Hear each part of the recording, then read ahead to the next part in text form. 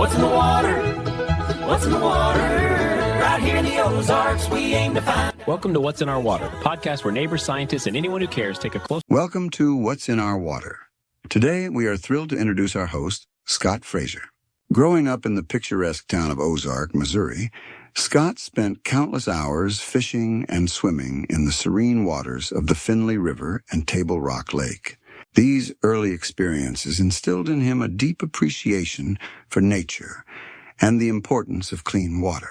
His journey from a small-town boy to a leading expert in environmental science is nothing short of inspiring.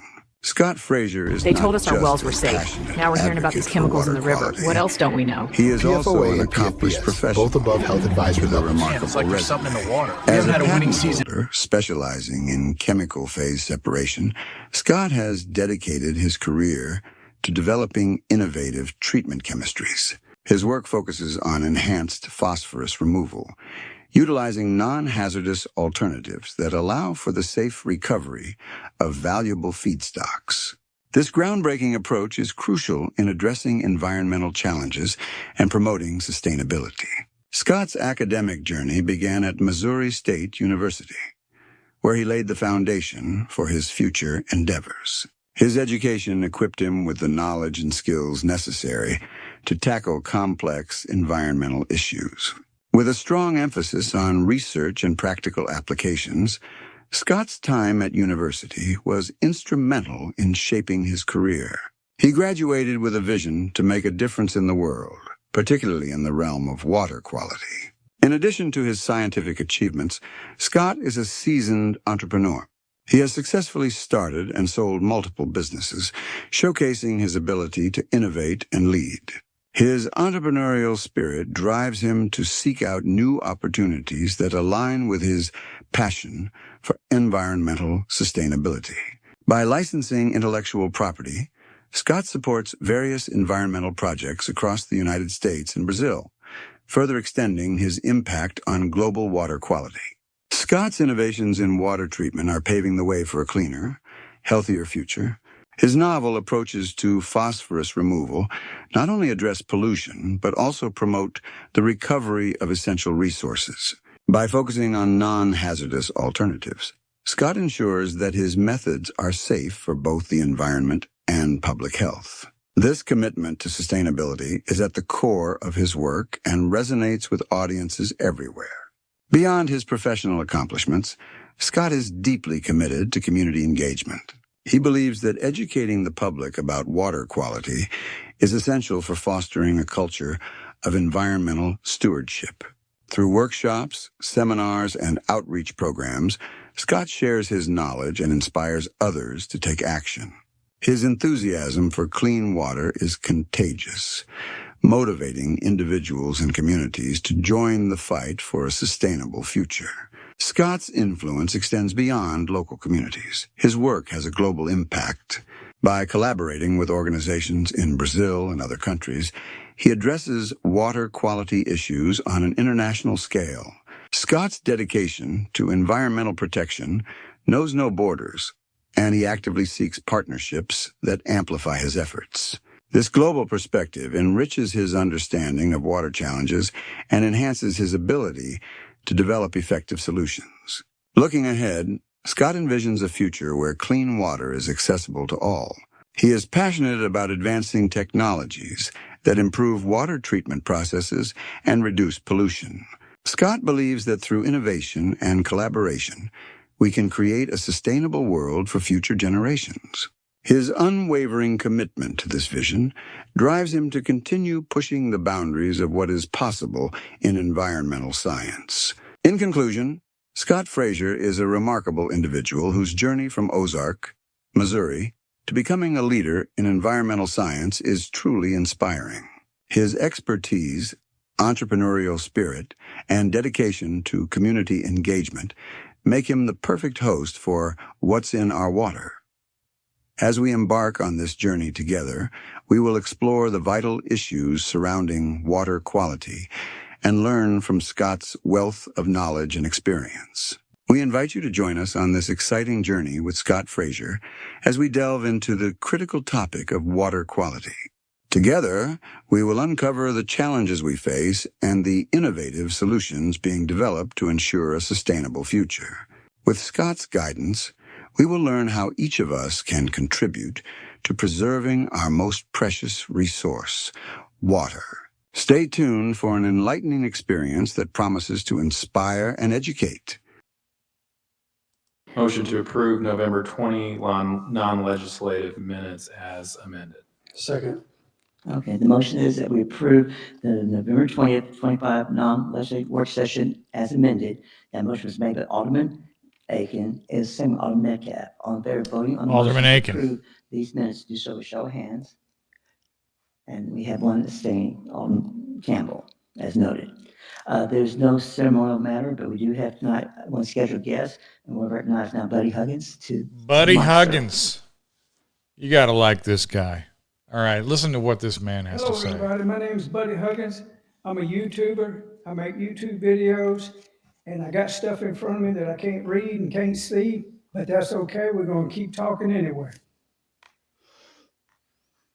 It is amazing how you can come into a scene like this and just know you're not welcome, and you get nervous. Yeah, buddy, I know the feeling. But I want to thank the chief and the city for answering the sunshine request the same day that I wrote it.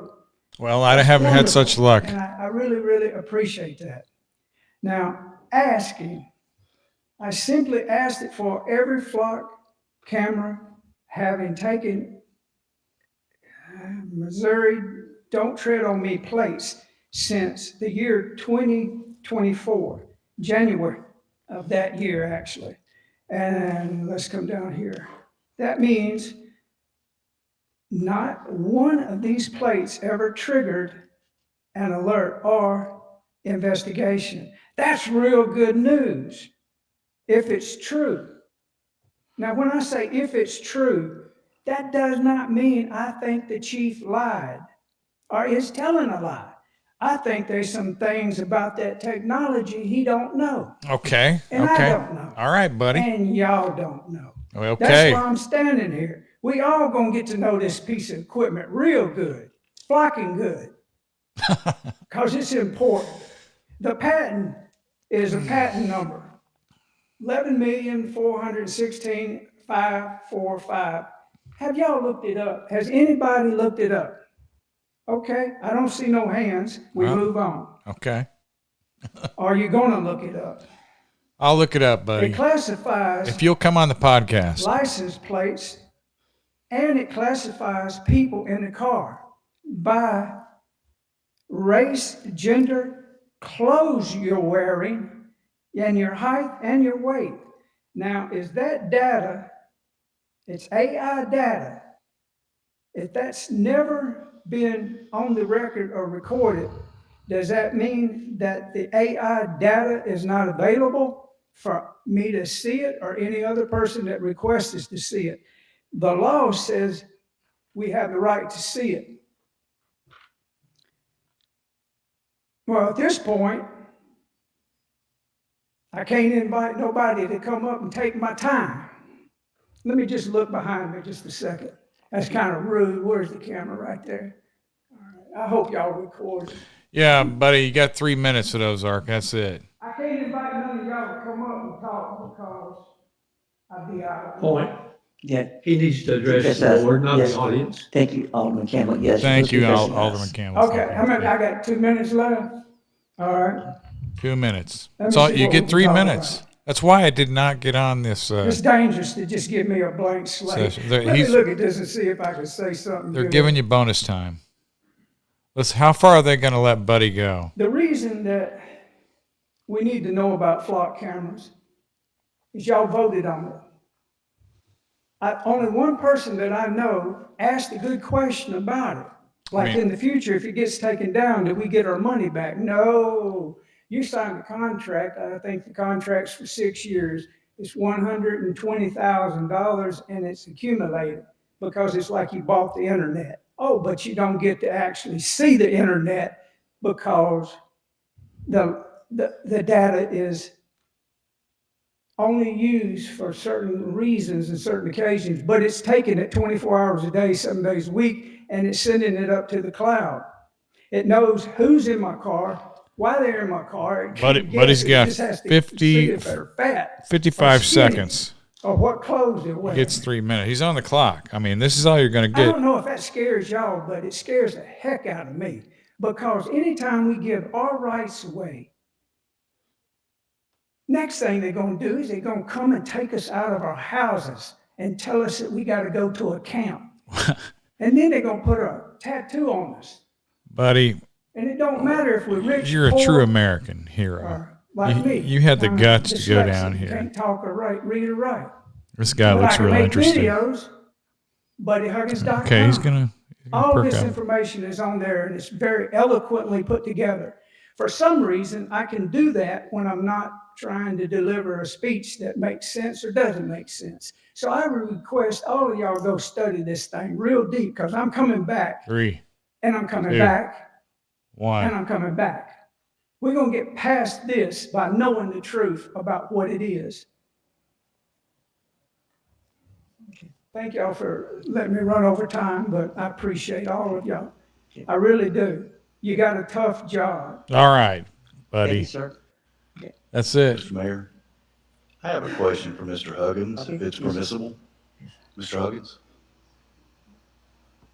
Yes, sir. Mr. Huggins, are you familiar with an incident that occurred Buddy's got on February 18th of 2014 in 55 Springfield, seconds. Missouri?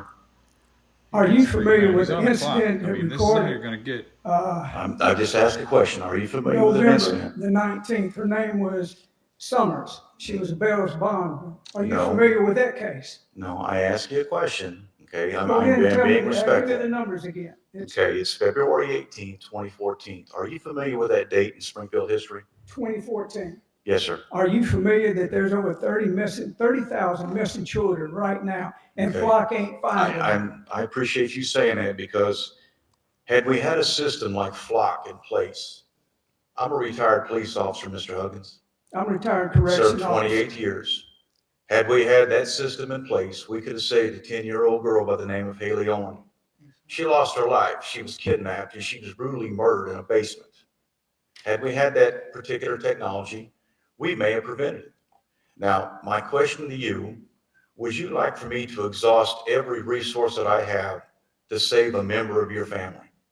Would that be something you would like for me to do?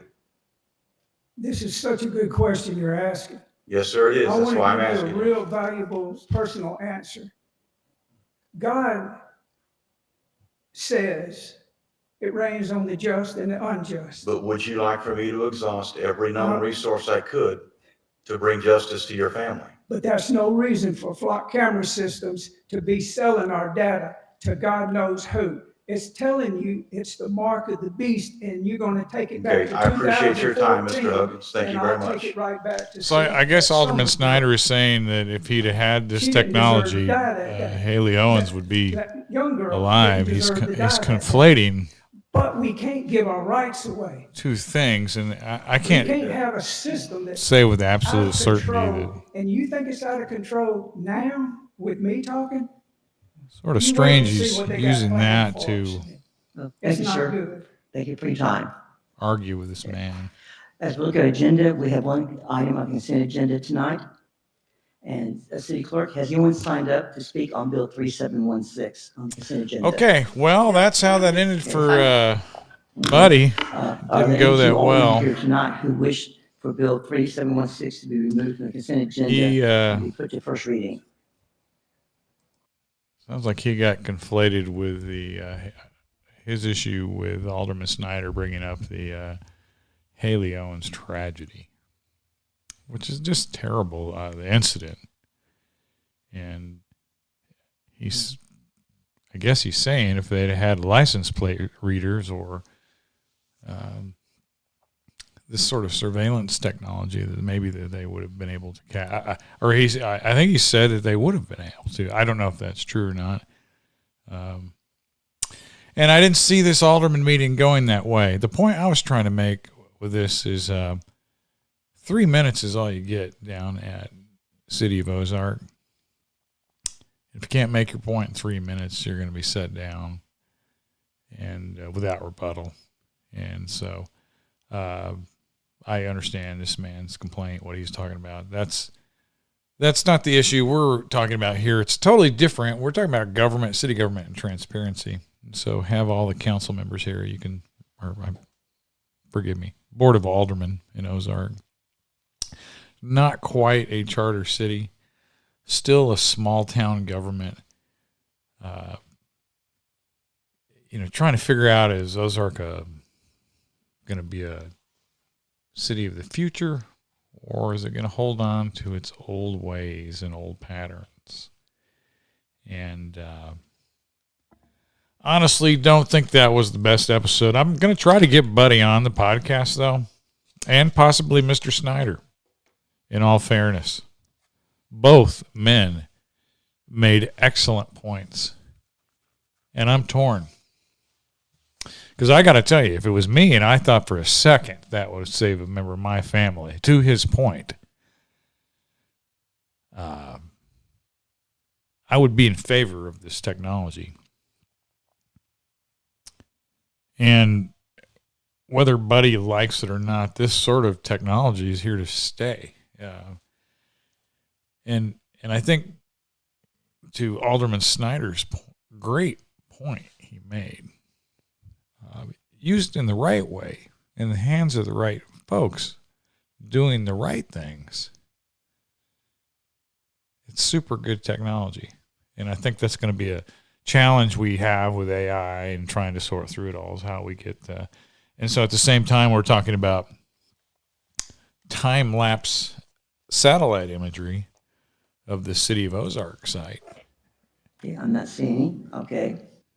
And you can't say you want one thing and don't want the other. So we'll address that issue on the next episode if we can get Alderman Snyder and Buddy. I'm going to try to track him down. I did on LinkedIn try to look Buddy up, send him a DM, but I can tell after I asked him if he actually, the topic that he raised was transparency, which I thought that would be the topic. It went a totally different direction here, obviously.